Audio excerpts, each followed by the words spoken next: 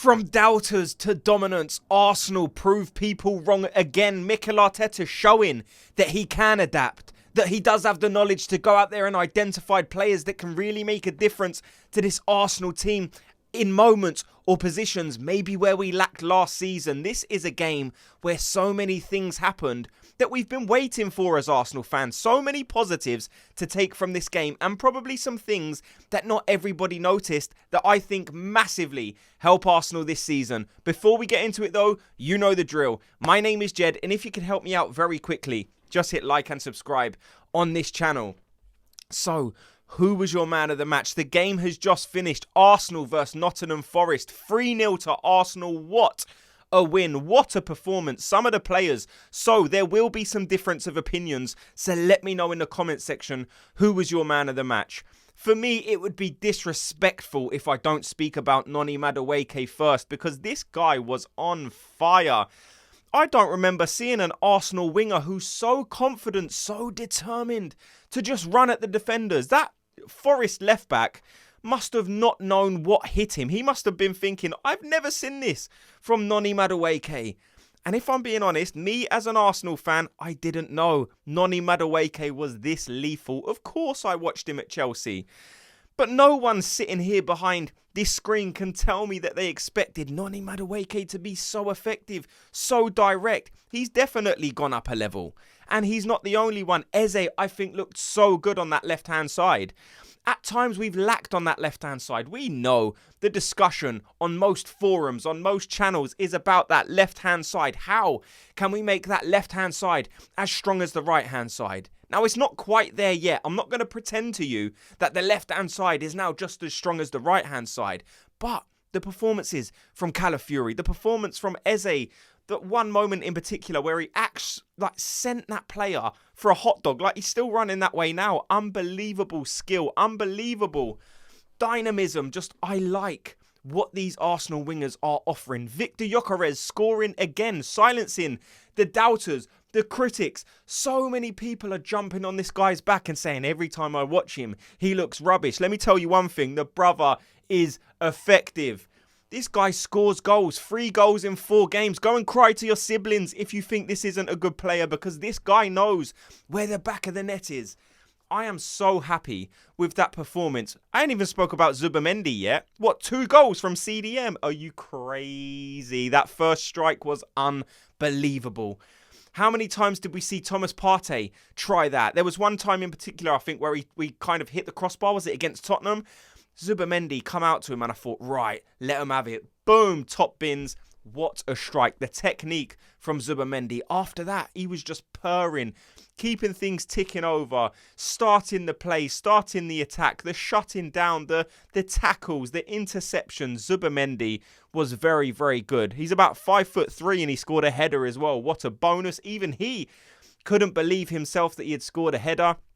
So many good performances. Like I said, genuinely, let me know your thoughts on that game. What did you see that was different? For me, the attacking passages of play. Now, if I'm being totally honest, I think there was chances where we could have probably got Viktor Gyökeres involved more. But I think we saw when Marino went up front that it's not just the striker not doing anything. It's us struggling to get the ball in those central areas. There was a few times I noticed Viktor Gyökeres did make those runs, but maybe the guy didn't find him in time, or the person who had to pass the ball didn't really read the run. Like I've said on many occasions, the more these guys play with each other, the more they're going to understand the runs that they're making, the movement that they make. So, Viktor Gyökeres, people can say he was quiet in this game.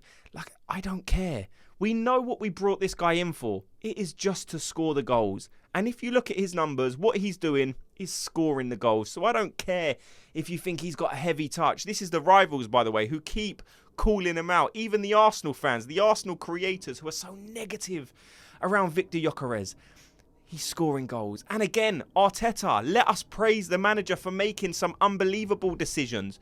What were these negative Arsenal fans saying? I can't believe Arteta's brought in Madueke. I'm not saying you shouldn't be shocked or surprised that Arsenal went for a player, but at least have belief in your manager. At least understand that this manager has brought in some good players before. Players who we didn't really understand why they're being brought in, like David Raya, when he come in, why are we bringing him in? We've got Ramsdale, one of the best keepers in the world. David Raya replaced him, just played his 100th game for Arsenal, another clean sheet. He's nearly got a 50% clean sheet record again.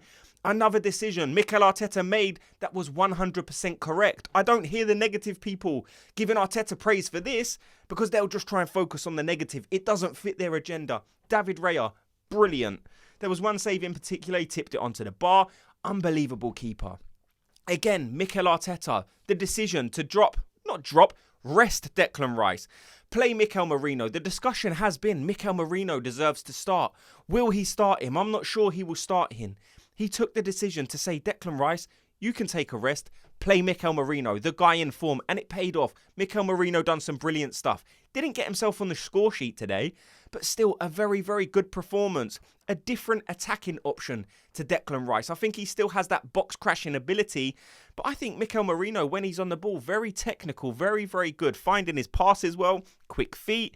I liked what I saw from Mikel Merino. Martin Odegaard injury. Is it ideal? No, of course it's not. But at least it's in a position where we have so much depth. Ethan Nwaneri came on. Let me know your thoughts on Ethan Nwaneri's performance. I genuinely want to know because there's been a lot of criticism for Martin Odegaard. Did Ethan Nwaneri come on and impress you to the point where Martin Odegaard could never do that? I don't think that happened. But again, Ethan Nwaneri's a young guy, and I still think he had a good performance. There was a few nice bits in there. At times, maybe he got caught a little bit, but again, that's expected. A very, very good showing from Ethan Nwaneri. In my opinion, again, Eze assist, Gyokeres goal, Zubimendi 2 goals. This is the game where all of the Arsenal transfers show that we've gone up a level. The transformation from that midfield position, Partey to Zubimendi, it's working. Eze over on left wing, it's working. Viktor Gyökeres up front, it's working. Let me know how happy you are to see this transition going as smooth as it has been. Like I said, I just couldn't believe it. Mascara as well. This guy definitely deserves a shout out. Like, to cover for Saliba, just to look so comfortable. How much did we pay for this guy? And how old is he? And how confident is he? How comfortable does he look on the ball? There was one moment where he kind of had 2 players around him.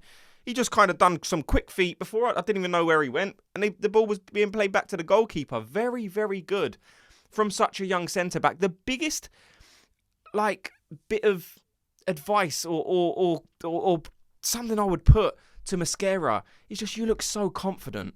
Just keep doing what you're doing. Don't feel the nerves around you or the pressure because there is none. No one really expected anything when you came onto this pitch for an injured William Saliba, and you do not look out of place in this Arsenal team. The strength, the speed, the athleticism, the capability on the ball is something that is very, very rare from a young centre-back, something we haven't seen since William Saliba. I'm not comparing.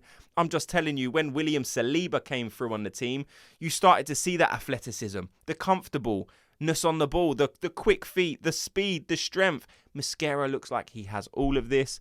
Now, people are saying this is going to be William Saliba's replacement next year when he goes to Real Madrid. I don't want to think about that right now on such a positive video. Mascara definitely deserves a shout out though. Martinelli on the right, we finally saw it. I've been calling for this for a long time. I'm sure you guys have listened to me about 5 or 6 times in these videos saying, play Martinelli on the right. Because what he does is he always goes on the outside and then he wants to cross the ball anyway. So don't put him on his weaker foot. Put him on the right-hand side. We saw it. It probably wasn't enough of a cameo to really gauge if he can play that position consistently or be effective out on that right-hand side. But again, it's another option that Mikel Arteta seems happy to use.